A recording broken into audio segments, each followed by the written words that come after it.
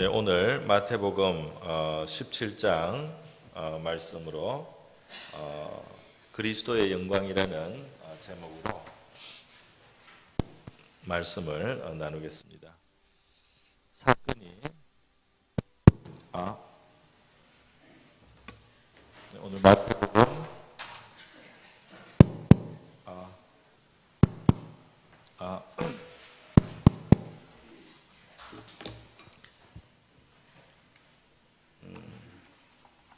그리스도의 영광이라는 제목인데요.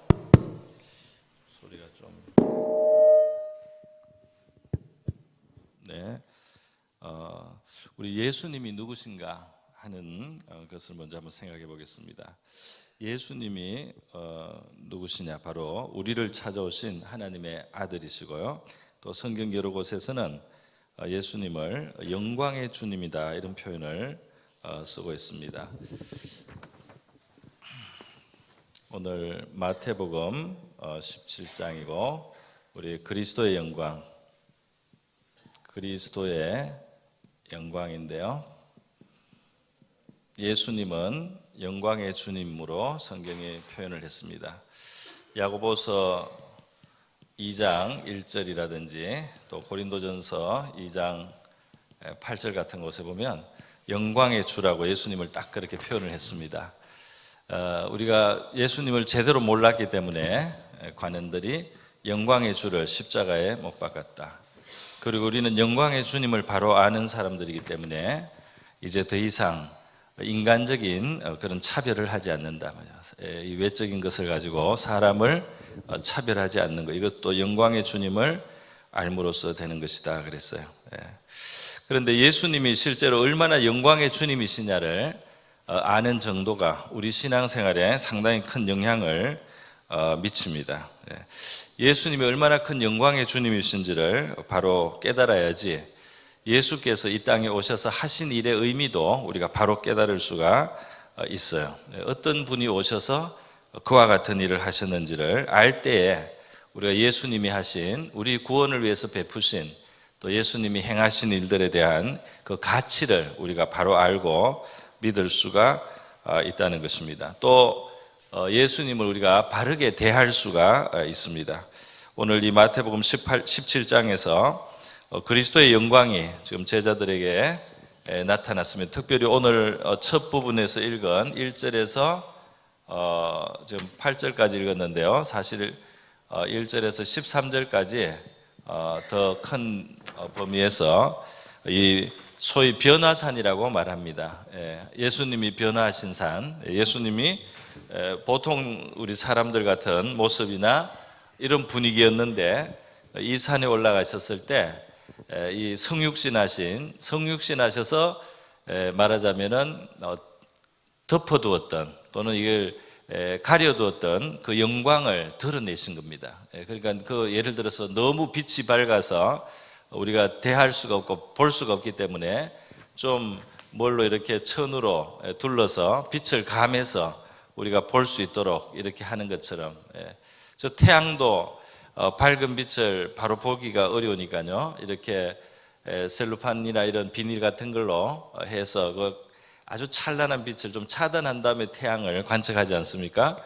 그런 것처럼 예수님이 우리와 같은 몸을 입고 오셔서 이 땅에 있음으로써 우리가 그분을 좀 대할 수 있도록 가까이 편하게 대할 수 있는 그런 형태로 오셨지만은 잠시 그 베일을 벗기고 예수님의 원래 가지신 그 영광을 있는 그대로 봤을 때 과연 어떤 모습이었나 하는 것을 이 변화산에서 예수님이 영광의 모습으로 나타내셨던 것입니다. 변화산에서 그리스도의 영광을 나타내셨는데요.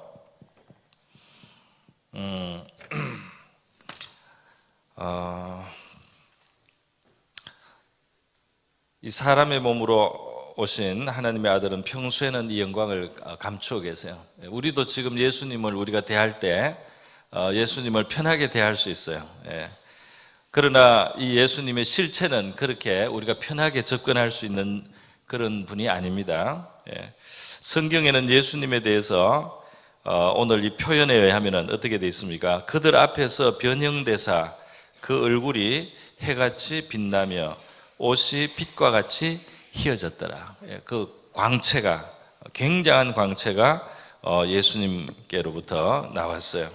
그리고 보니까 모세와 엘리야가 예수님과 함께 더불어 말씀하고 있었습니다. 이 모세와 엘리야는 구약 성경에 율법을 받아서, 하나님의 율법을 받아서 준 사람이 모세고, 그다음 역사가 흘러가면서 이스라엘 백성들에게 하나님의 말씀을 적용해서 전하고 또는 가르치고 하나님의 뜻을 나타낸 선지자들 중에 최고의 선지자가 엘리야라고 할 수가 있겠습니다. 그러니까 율법을 처음 준 뿌리와 같은 사람, 그다음에 선지자, 이 역사 속에서 하나님의 말씀을 전하고 백성을 바른 길로 이끌려고 했던 선지자 중에 최고인 엘리야. 그러니까 이게 구약 전체에 제일 중요한 사람들이 나왔다고 할 수가 있습니다. 이 사람들이 등장을 해서 예수님을 중간에 모시고 대화를 하는 겁니다. 그러니까 이 구약 성경 전체가 담고 있는 하나님의 뜻과 의도가 예수님이라고 하는 한 분, 하나님의 아들, 우리의 구원자에게 집중되어 있다는 사실이에요. 그래서 대화를 하는데, 오늘 마태복음에는 안 나와 있는데 누가복음에 보면 이때 나눈 대화의 주제가 무엇이냐 하는 것까지 나와 있습니다. 바로 그리스도가 장차 인류 구원을 위해서 고난을 받으실 것에 대해서, 그런 주제로 이들이 이야기를 하고 있었다 말이죠. 그러니까 이들은 이미 천국에 간 사람들이에요. 예수님 전에 모세는 1500년 전입니다. BC 1500년. 예수님보다 1500년. 이 엘리야도 몇백 년, 한 800년 이렇게 오래 전의 사람인데, 이 시대, 그러니까 다시 오신 거죠. 천국에서 잠시 방문을 한 겁니다. 그렇게 해서 예수님을 중심으로 이들이 대화를 하면서 그 영광을 제자들이 지금 보게 했습니다.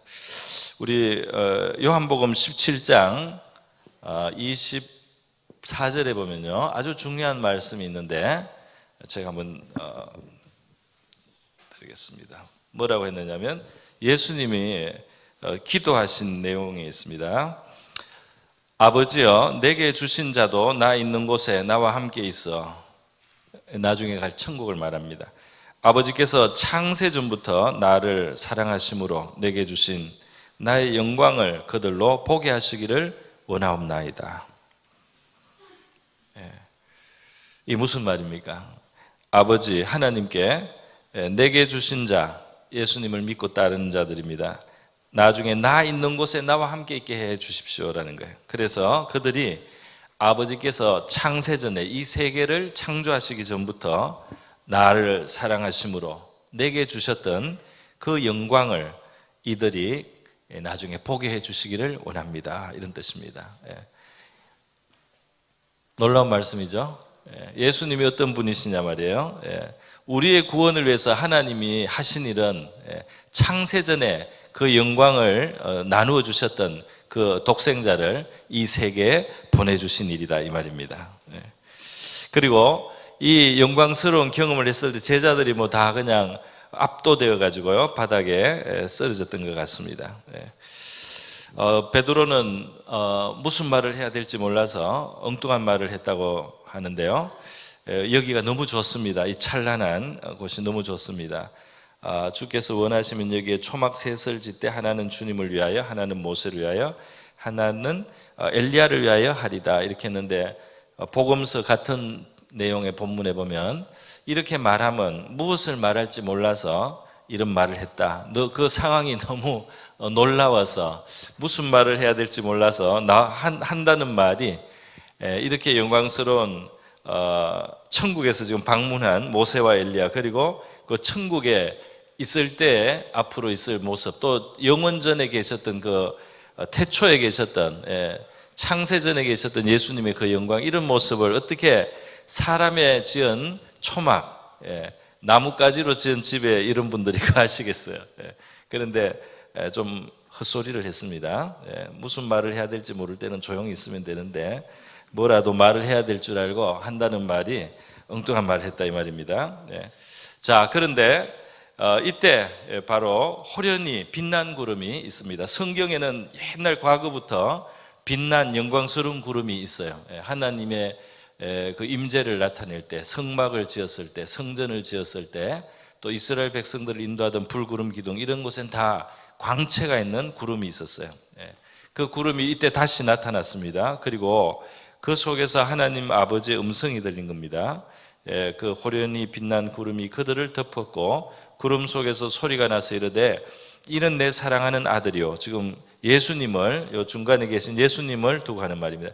이는 내 사랑하는 아들이요 내 기뻐하는 자니 너희는 그의 말을 들으라 그랬어요.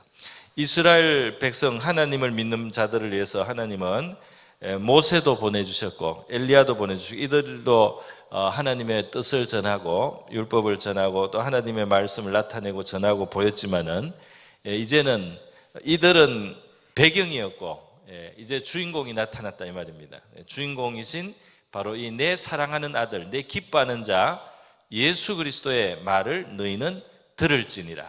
할렐루야. 너희는 이제 예수의 말을 들으라. 내가 이 구약의 수천 년 동안 준비하고 배경을 만들고 이 세팅을 다 해서 너희의 구원을 위해서 할 일에 이 초점이 되신 이 내 아들, 내 사랑하는 아들, 나의 기뻐하는 이 자의 말을 듣고 그를 따를 때 너에게 구원이 있으리라. 그렇게 하나님이 증거를 해 주신 것입니다. 여러분, 그래서요, 이 이제 예수님의 영광인데 이제 여기서 우리가 생각해야 될 것은 그겁니다. 뭐냐면 이 예수님의 영광은 예수님의 영광으로 끝나는 것이 아니에요. 끝나는 것이 아니고 이 예수님의 영광에 바로 하나님은 우리가 참여하게 하시려고 합니다. 할렐루야. 예수님의 영광은 예수님의 영광으로 끝나는 것이 아니고 그를 믿는 자들에게 하나님이 이 영광을 나누어 주시려고 하는 거예요. 데살로니가 후서 1장 21절에 보면요, 21절에 12절 잘못했습니다. 12절에 보면은 뭐라고 되어 있느냐면 우리 하나님과 주 예수 그리스도의 은혜대로 우리 주 예수의 이름이 너희 가운데 영광을 받으시고 우리를 통해서 영광을 받으시게 되기를 원합니다. 그 예수님의 이름이 하나님의 뜻이에요. 그리고 그게 그치지 않고 너희도 그 안에서 그리스도 안에서죠 영광을 받게 하려 함이라 그랬어요. 하나님의 뜻은 우리가 예수 믿고 살면서 우리를 통해서 예수님께 영광이 돌아가고 또 예수님 때문에 우리에게 영광을 주시려고 한다는 겁니다. 데살로니가 후서 2장 14절에 유사한 말씀이 있어요. 뭐라고 했느냐면 이를 위하여 우리의 복음으로 너희를 부르사, 하나님이 우리를 복음으로 부르셨습니다. 부르사, 그 다음에 뭐냐? 우리 주 예수 그리스도의 영광을 얻게 하려 하심이니라. 할렐루야. 예수 그리스도의 영광을 나누어 주려고 우리를 불렀다 이 말입니다. 그러니까 우리의 구원이라고 하는 것은 지옥에 갈 죄인들이 죄의 용서를 받고 심판을 면하는 그것도 너무나 중요한 구원이에요.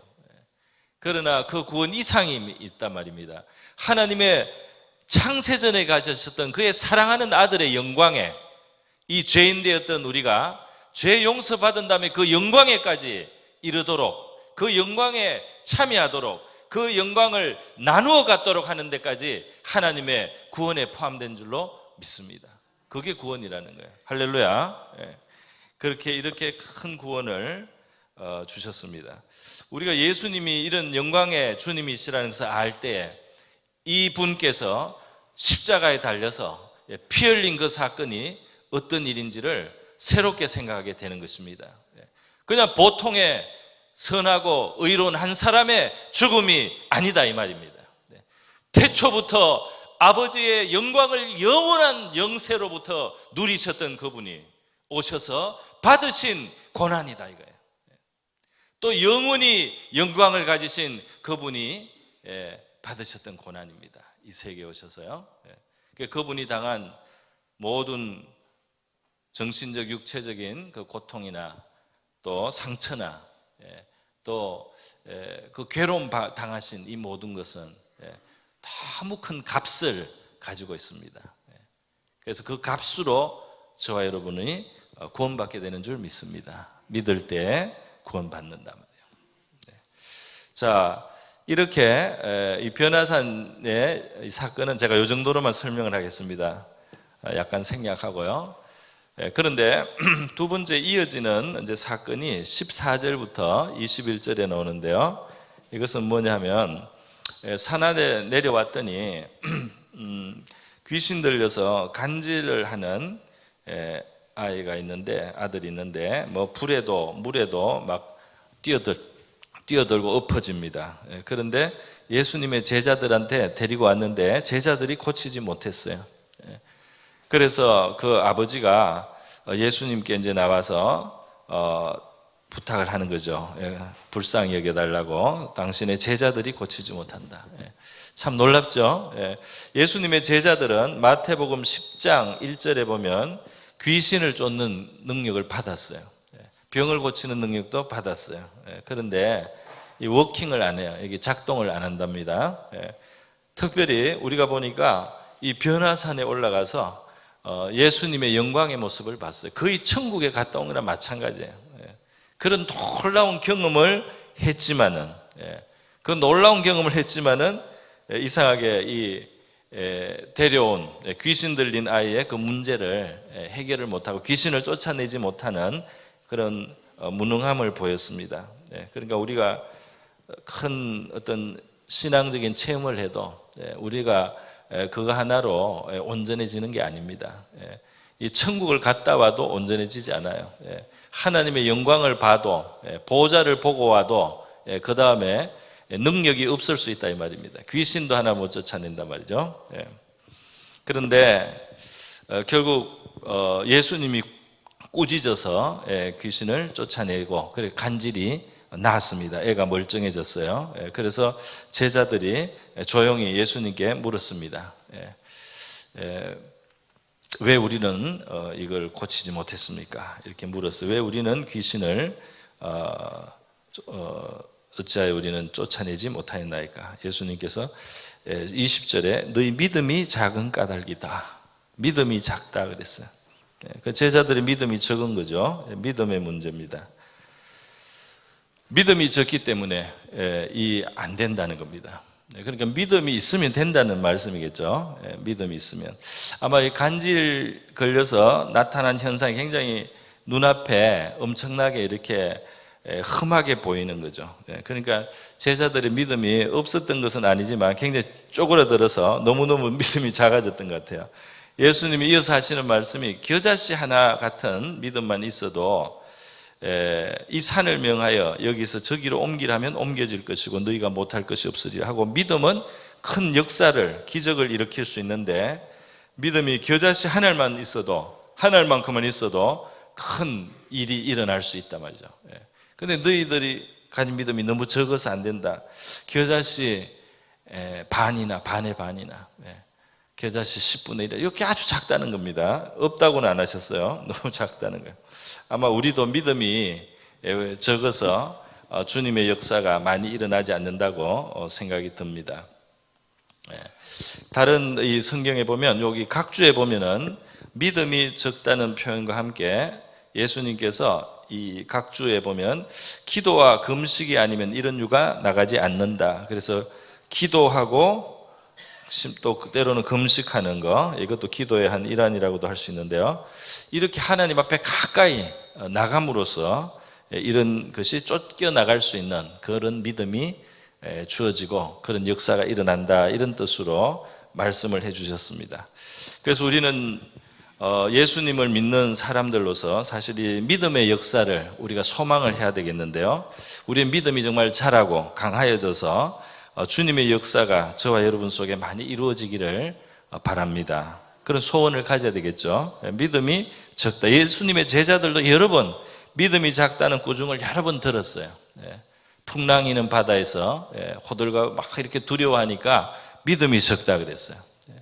베드로가 예수님의 말씀을 듣고 이 바다에 뛰어들었는데 예수님처럼 물 위에 베드로도 물 위에 섰습니다. 물 위를 걸을 수가 있었습니다.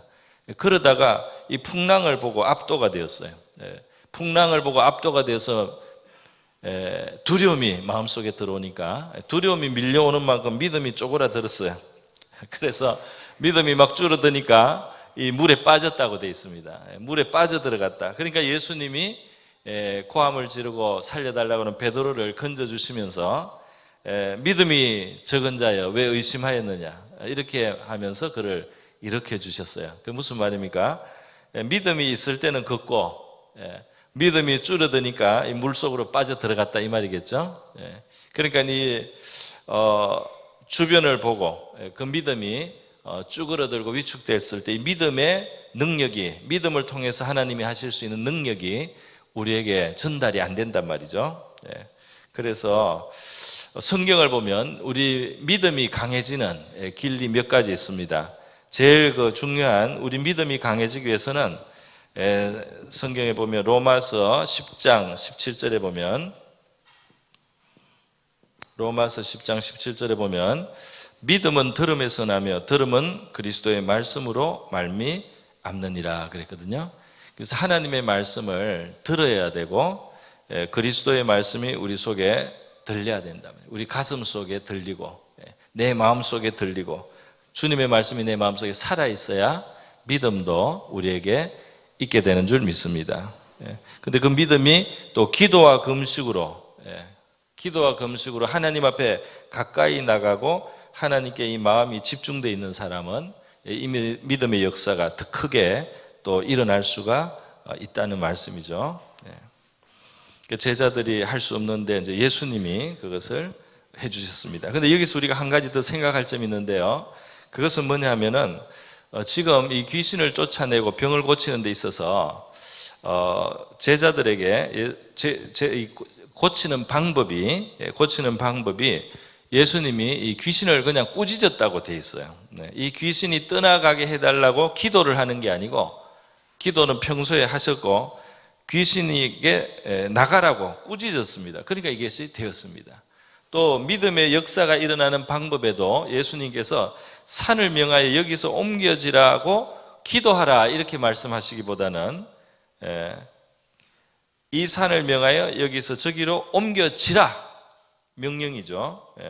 이 산이 절로 옮겨져라 이렇게 명령을 하라는 거죠. 믿음을 가지고 그때 옮겨질 것이요 못할 것이 없으리라 그래서 그러니까 기도는 물론 해야 됩니다. 기도가 믿음과 관련이 있어요. 또 기도에 응답해서 역사가 일어나기도 합니다. 그런데 여기서 조금 더 예수님이 초점을 맞춘 것은 그냥 하는 말도 중요하다는 거예요. 그냥 하는 말도 굉장히 중요합니다. 우리 입에서 어떤 말이 나오느냐. 그러니까 예를 들어서 내 마음이 근심 걱정이 가득했을 때 근심 걱정아 물러가라 이렇게 근심 걱정을 물러가라고 하라는 거죠. 무슨 말인지 아시겠죠? 근심 걱정아 물러가라. 또 내가 마음이 두렵고 염려가 됐을 때 우리 시편의 기자처럼 내 영혼아 두려워하지 말라. 내 영혼아 두려워하지 말라. 내 영혼아 여호와를 앙망하라. 할렐루야. 내 영혼아 여호와를 바라보라. 이렇게 명령을 하라는 거예요.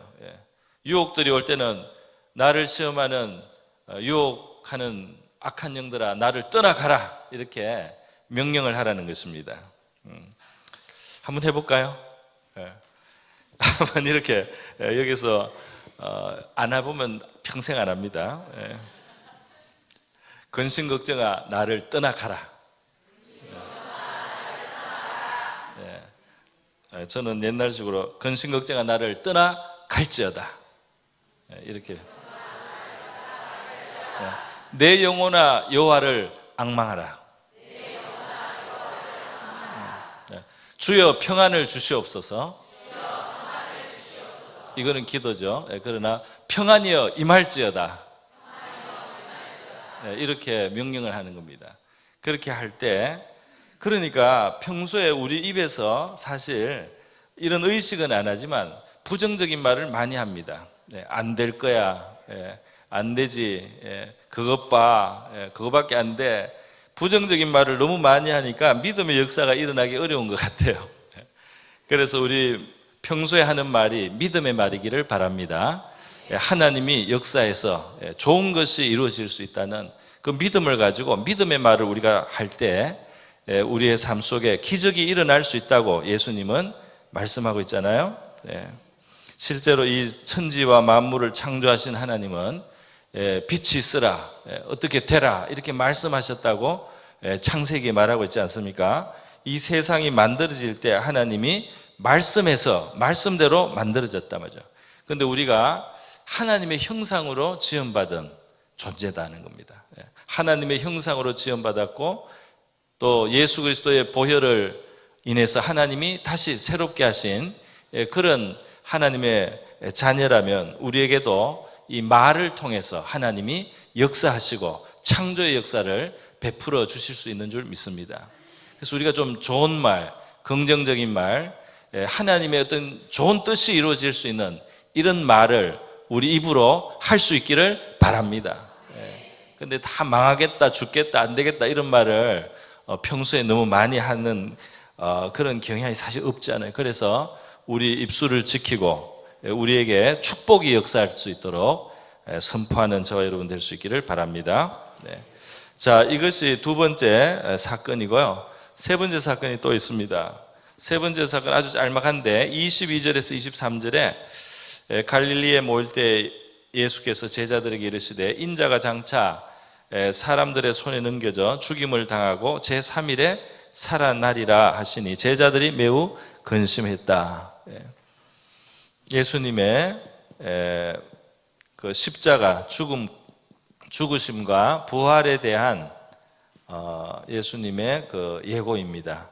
보면은 이미 한 번 앞에서 하셨어요. 16장 21절에서 16장 21절에서 예수님이 장차 인자가 예루살렘에 가셔서 장로들과 대제사장들과 서기관들에게 많은 고난을 받고 죽임을 당하고 제3일에 살아나야 할 것을 제자들에게 나타내셨다. 그래서 베드로가 주여 그리 마옵소서, 그런 일이 결코 주님께 미치지 않아야 됩니다 하고 예수님을 만류하다가 예수님께 책망을 받은 것이 있습니다. 그러면서 예수님이 그때 24절에 보면 누구든지 나를 따라오려든 자기를 부인하고 자기 십자가를 지고 나를 따를 것이니라. 누구든지 제 목숨을 구원하고자 하면 잃을 것이요 누구든지 나를 위하여 제 목숨을 잃으면 찾으리라.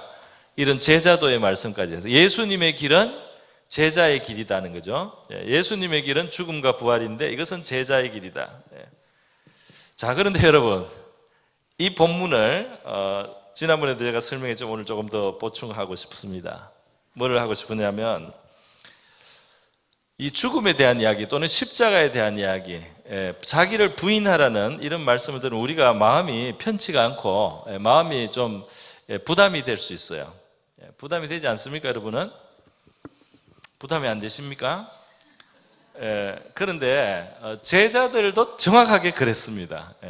제자들도 정확하게 예수님이 십자가, 고난 이런 이야기를, 죽음 이런 이야기를 했을 때 너무 부담스러워요. 부담스러워서 어떻게 됐느냐 하면 이 부정적인 측면에만 생각을 합니다. 부정적인 측면만 보이는 거예요. 그래서 오늘 다시 22절에서 23절에 예수님이 죽임을 당하고 3일에 살아나리라 그랬잖아요. 그런데 제자들은 근심했다 그랬습니다. 그러니까 무슨 말이냐면 이 죽으심이 너무 크게 보이고 살아나리라 하는 이 말씀이 별로 들어오지 않는다 이 말입니다. 여기에 우리 모두의 문제가 마찬가지로 있다는 것입니다. 그러니까 우리 예수님을 믿었는데 내가 자기를 부인하고 자기의 목숨을 내려놓고 자기의 목숨을 잃는 이런 것이 나에게 요구된다는 것이 굉장히 무겁고 마음이 근심될 수 있어요. 그 예수님의 십자가든지 나의 십자가든지 우리한테 이게 무겁게 다가온다는 것입니다. 그런데 우리가 기억해야 되는 것은 예수님께서 앞에 마태복음 11장에서 부르실 때에 뭐라고 했느냐면 수고하고 무거운 짐진 자들아 다 내게로 오라 내가 너희를 쉬게 하리라 그랬어요.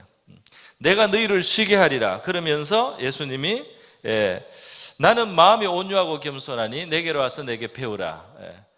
내 멍에는 쉽고 내 짐은 가벼움이라. 너희가 내게 와서 배우면 너희 마음이 쉼을 얻으리니 이는 내 멍에는 쉽고 내 짐은 가벼움이라 그랬어요. 그래서 예수님이 수고하고 무거운 짐진 자들이 와서 쉼을 얻게 하겠다고 말씀을 해주셨는데요. 거기에 멍에가 있고 짐이 있습니다. 이게 바로 십자가입니다. 멍에와 짐이 있다. 그런데 이것은 쉽고 가볍다 이렇게 말씀을 하셨어요. 예수님이 우리를 초대하신 삶은, 제자의 삶에는 이 원리가 있는데, 이 원리를 우리가 듣기만 해도 뭐 자기를 부인하고 십자가를 지고 뭐 죽으라고 그래, 뭐 자기의 생명을 내놓으라고 그래, 굉장히 이걸 무겁게만 받아들여요. 제자들이 정확하게 그렇게 무겁게 받아들였어요. 그래 무겁게 받아들이니까 이 살아나리라, 부활하리라 이 말은 잘 안 들립니다. 그런데 예수님도, 우리도 지금 마찬가지입니다. 이 십자가의 도리, 예수님이 나를 따르려거든 자기 십자가를 지고 나를 쫓을 것이다. 그러면 너희가 진짜 생명을 얻는다. 이게 포인트가 이 생명을 얻는 데 있는 거예요. 그리고 이 십자가를 지고 나를 쫓고 너희가 부인되는 것은 쉽고 가벼운 멍에 해당되는 겁니다. 그러니까 수고하고 무거운 짐진 자들에게 예수님께서 더 무거운 짐을 지워서, 인생의 짐을 지고 가기에도 이미 벅차고 힘이 든데 예수 믿으려고 하니까 더 무거운, 예수 제자라는 무거운 십자가를 지워서 우리를 땅에 그냥 꿇어 앉도록 만드는 것이 아닙니다. 그것이 분명히 아니에요. 그게 아니고 우리가 무거운 짐을 지고 가는 인생인데 예수님 앞에 나옵니다. 예수님이 우리에게 힘을 주시고 위로를 주시고 용기를 주시고 도와주세요. 그러면서 우리를 인도하는 길에 우리를 부인해야 되는 그런 상황과 환경을 우리에게 주십니다. 그런데 바로 이 우리를 부인해야 되는 그런 환경과 상황이 사실은 우리가 그것을 걸머지면은, 그것을 멍에를 매면은 가볍게 되고 그리고 자유스럽게 되고 생명이 풍성하게 된다 이 말입니다. 아직도 잘 의심을 하시는 것 같아요. 자, 여러분, 자기를 부인하고 십자가를 지는, 나를 내려놓는 일, 우리가 정말 얼마나 고집이 세고 우리가 얼마나 자기중심적이고 우리가 얼마나 이기적입니까? 똘똘 뭉쳐 있어요. 신앙을 갖고도 이게 아직 너무 많이 남아 있습니다. 이 인간의 죄성입니다. 자기를 내려놓고 주님의 뜻 아래 자기를 부인할 때 자기가 깨어져요. 자기가 깨어집니다. 이 딱딱한 자기가 깨어져요. 사실 성도들이 더 거룩해지는 거, 성화라고 말하죠. 성화. 성도들이 거룩해지고 온전하게 되고 이 성령이 충만하게 되고, 이것이 받아서만 되는 것이 아니고 깨어져야 됩니다. 이 자기로 똘똘 뭉쳐있는 우리 자아가 얼마나 강한지 모릅니다. 그래서 자기를 부인하는 길로 가면 이 자아가 상처를 받습니다. 자아가 상처를 받고 깨져요. 그럴 때 죄성도 같이 깨집니다.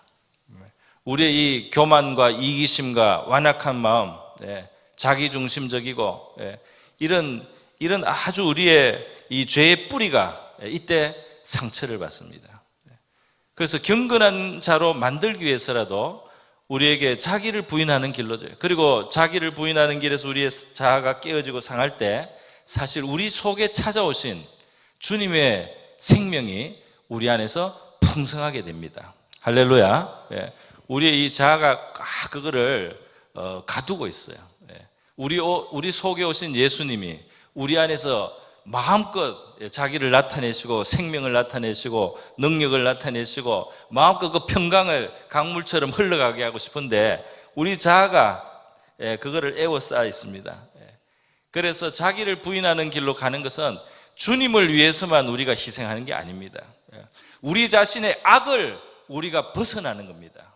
우리의 이 죄의 악한 것을 벗어나기 위해서 우리의 자아로 똘똘 뭉쳐있고 내 생각대로만 하고 내 고집대로만 하고 내 원하는 대로만 하면 나만 높이려고 하는 이 인간의 악함이 깨어져야, 그래야 예수님의 생명이 우리 속에서 풍성해진다 이 말입니다.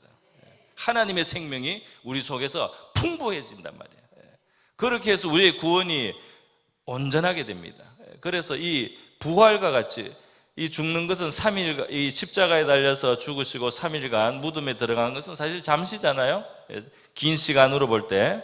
물론 그 앞에 좀 고난도 더 받으셨지만, 그러나 이 부활의 영광이라는 것은 얼마나 큽니까? 얼마나 풍성합니까? 이 값으로 비교할 수 없는 큰 승리고 능력이고 생명이고 종기고 영광이고, 이 부활은 얼마나 좋은 것입니까? 그런데 바로 예수님이 바로 이 부활의 생명에 우리가 참여하는 길로서 이 자기 부인 제자의 작고 이 쉬운 멍에 가벼운 짐이라고 표현을 하신 겁니다. 그래서 그것을 우리가 취하고 받아들일 때 우리 생명의 부활의 복음을 우리가 더 체험하게 될 줄로 믿습니다. 할렐루야. 그러니까 내 생각, 내 고집을 내려놓아야 되는 그 순간을 우리는 귀하게 생각을 해야 됩니다. 내 마음에 편치 아니하고 내 뜻에 맞지 아니하는 그 상황과 그 순간을 굉장히 중요하게 생각해야 돼요. 그때가 우리가 변화될 수 있는 때입니다. 그때 우리를 내려놓고 주님의 뜻에 맞춰서 자기를 포기하고 부인함으로써 진짜로 신앙이 성장한다 이 말이에요. 그때 진짜 신앙의 성장이 이루어지고 주님이 우리에게 주시려고 하는 생명이나 능력이 그때 풍성해진다 이 말입니다. 조금도 양보를 안 하고 조금도 포기를 안 하고 조금도 좀 자기를 내려놓으려고 안 할 때, 내 생각대로 내 고집대로 밀고 나가서 아무리 이겨봐도 제자로서 1cm도 전진을 할 수가 없어요. 제자로서 1mm도 성장하지를 못합니다. 내려놓지 않으면 말이죠. 그래서 우리는 예수님께서 이 끊임없이 제자들에게 죽음 후에 부활이 있다고 말씀하시는 이 말씀 속에 이 부활에 우리의 관심을 둘 수 있기를 바랍니다. 그래서 오늘 작은 십자가가 내일 우리에게 큰 영광과 종기를 준다는 사실, 큰 자유와 기쁨과 큰 평안의 길, 영광의 길이 작은 십자가, 이 작은 이 쉬운 멍에 가벼운 주님이 지우신 짐 속에 우리가 부활의 길이 있다는 사실을 우리 기억할 수 있기를 바랍니다. 자, 그리고 마지막에 성전세 내는 장면이 나옵니다. 그래서 이 당시에 남자들, 20살 넘은 남자들한테는 1년에 반세계씩 이제 성전세를 받았어요. 그런데 이때 베드로가 어디 갔다가 성전세 내라는 말을 듣고 왔습니다. 예수님 거하고 베드로 거를 내야 될 상황이에요. 이 반세겔은 얼마냐 하면은 2데나리온입니다. 한 데나리온은 노동자의 일일 품삯이라고 했으니까 아주 적게 쳐도, 적게 쳐면 한 10만 원, 많이 치면 한 20만 원, 뭐 이렇게, 그 당시에 노동자가 그렇게 대우를 많이 안 받았다고 생각하고 한 1, 20만 원 된다고 볼 수 있습니다. 베드로도 내야 되고 예수님도 이만큼 내야 되는데요. 그 돈이 없어요. 문제는 이 예수님과 베드로에게 요만한 돈이 없다 이 말입니다. 다 어디 쓰고 없어요. 그래서 이것 때문에 베드로가 아마 걱정을 했던 것 같아요. 세금 내는 사람들한테는 낸다 그러고 집에 왔어요. 그런데 예수님께 아직 말씀하기 전에 예수님이 벌써 보시고 베드로를 딱 보시고 아시는 거죠. 그러면서 이 임금들이 이 세금을 누구한테 받느냐, 자기 아들들한테 받느냐 했더니 안 받는다 그래요. 그러니까 예수님은 하나님의 아들이고 베드로도 지금 바로 하나님의 아들과 함께 일하는데 세금을 낸다는 게 사실은 그렇게 정당하지는 않단 말이죠. 그러나 27절에 보면, 그러나 그들이 실족하지 않게 하기 위해서 내가 바다에 가서 낚시를 던져 먼저 오르는 고기를 가져 입을 열며 돈 한 세겔을 얻을 것이니 가져다가 나와 너를 위하여 주라. 그래서 낚시해서 고기를 잡으면 그 입에 한 세겔이 있다. 그러면 그것을 주라 그랬어요. 두 사람 몫이 된다 이 말입니다. 그 베드로는 낚시하러 갔겠죠. 뒤에 일부러 베드로가 갔다, 고기를 잡았다, 세 개를 꺼냈다, 성전세를 냈다, 이 말은 다 생략했어요. 왜냐하면 그대로 되었을 것이기 때문이겠죠. 필요하지 않으니까 생략을 해버렸습니다. 그런데 여기서 이제 우리가 여러 가지를 생각해 볼 수 있는데요. 이 주님을 경험하는 걸 보세요. 변화산에 천국의 거의 천국 같은 장면을 본 겁니다. 그리고 그 능력에 의해서 귀신이 쫓겨나가는 놀라운 것도 봤어요. 그런데 문제는 오늘 우리 현실의 삶, 바로 돈 문제입니다. 바로 돈 문제, 현실의 구체적인 이 돈 문제. 근데 우리 주님과의 삶은 이런 놀라운 어떤 천국 같은 그런 체험이나 하나님의 어떤 또 특별한 능력의 나타나심이나 그런 것만 주님과의 삶 속에 있는 건 아니죠. 우리 바로 현실 문제, 세금 내는 문제, 돈이 없는 문제, 그것에도 우리 주님이 함께 해주시는 줄 믿습니다. 그 세금으로 걱정하는 베드로에게 미리 말씀하시잖아요. 네 걱정하지 말라고. 걱정하지 마라. 그리고 그 세금을 해결하는 방법을 알려주십니다. 그죠? 물론 돈을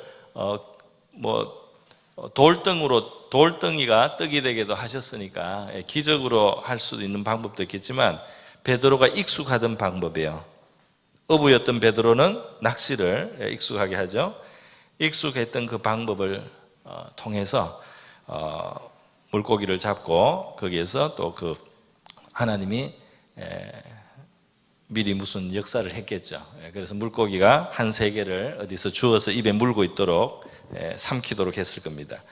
그렇게 해서 하나님의 도우심과 베드로의 이 낚시하는 이 순종하는 이런 행동을 통해서 문제가 해결되게 하셨습니다. 오늘 우리가 하나님 앞에 어떤 문제와 근심을 가지고 있을 때 주님께서 그냥 하늘에서 뚝 떨어져서 해결을 줄 수도 있지만 우리에게 익숙한 방법과 우리에게 익숙한 어떤 수단과 도구를 무엇을 취하고 어떤 것을 택하고 어떤 것을 행하라고 하실 수 있습니다. 그렇게 해서 우리에게 응답하실 수 있는 줄 믿습니다. 그렇게 해서 우리의 문제를 해결해 주시는 거죠. 이렇게 할 때 예수님께서는 사실은 나는 하나님의 아들이야 하고 세금을 안 낼 수도 있는데 그러면 이 성전세 받는 사람들이 그런 예수님에 대해서 아직 잘 모르는 사람들이 예수님이 하나님의 아들이라고 주장하고 세금을 안 내면 하나님의 법을 지키지 않는 불의한 사람으로 예수님을 알고 그래서 예수님을 멀리하고 잘못되는 관계가 되지 않도록 예수님이 꼭 내지 않아도 되지만 그들이 실족하지 않도록 이 세를 내셨다 하는 겁니다. 여러분 이러한 예수님의 자세와 원리도 우리 성도들에게 본이 되는 줄 믿습니다. 옳고 그런 것으로만 하는 것은 아니다 이 말입니다. 이것은 이것이 정당하고 저것이 정당하지 않기 때문에 나는 정당하지 않은 것에 한 발자국도 양보할 수 없다. 이런 태도로는 하나님의 마음하고 다 합할 수가 없습니다. 그 깨닫지 못하고 그 수준에 미달되는 그 사람들에게 예수님께서 그들의 눈높이에 맞도록 내지 않아도 되는 세금을 내셨다는 사실을 우리도 기억하고 주님의 이 정신을 따라서 주님을 따라가는 저와 여러분 될 수 있기를 바랍니다. 말씀을 마치겠습니다. 영광의 주님, 놀라운 영광의 주님이 우리를 찾아오셨고요. 우리에게는 주님을 향한 믿음이 필요합니다. 우리에게 믿음을 주시고 제자의 길을 우리가 가서 주님과 함께 생명을 얻고 풍성히 얻는 그 길을 갈 수 있게 해달라고, 그리고 주님의 도우심이 우리의 삶 속에 구석구석의 현실적인 필요도 채워주실 줄 믿고 우리가 주님의 뜻대로 행하면서 그 모든 문제들이 해결될 수 있게 해달라고 우리 기도하면 좋겠습니다. 우리 다 같이 잠깐 소리내서 1분 정도만 기도하고 마무리합니다. 기도하겠습니다. 하나님 아버지, 마태복음 17장 말씀으로 나누었습니다. 영광의 주님, 그 영광에 우리도 참여할 수 있도록 불러주신 줄 믿습니다. 영광의 주님을 아는 지식이 저희들에게 더하게 하여 주시기를 원하고 바라옵나이다.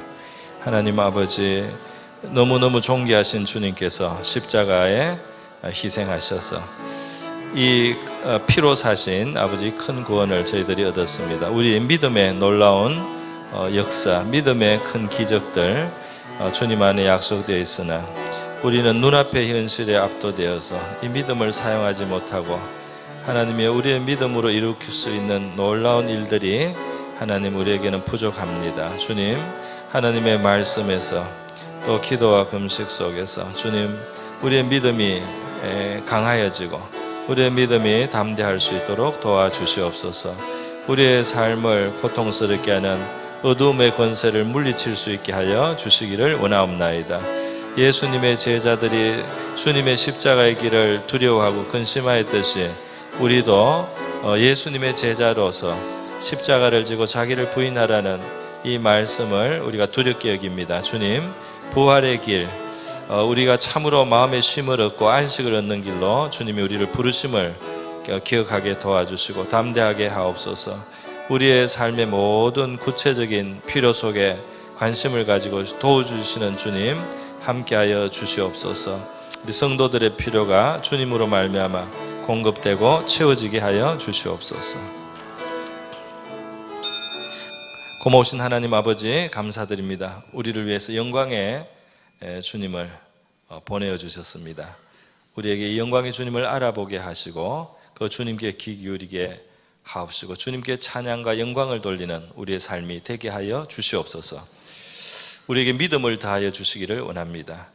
우리 말 속에 믿음의 말을 하게 하옵시고 또 기도함으로 우리 하나님의 큰 능력이 역사할 수 있도록 그렇게 통로가 되는 예수님의 제자들로 살아가게 도와주옵소서. 주님, 우리의 삶의 모든 구체적인 문제에도 함께 하시고 돌보아 주시는 우리 주님을 저희들이 기억합니다. 우리가 근심, 걱정, 염려를 지고 살지 않게 해주시고 주님 앞에 나가서 주님의 해결의 지혜를 듣게 하여 주시옵소서. 주님, 우리의 문제를 해결하시는 주님을 날마다의 삶 속에 경험하며 살아가게 하시고 제자의 길을 가는 저와 우리 모든 성도들 되게 하여 주시옵소서. 고마우신 예수님의 귀하신 이름으로 기도드립니다.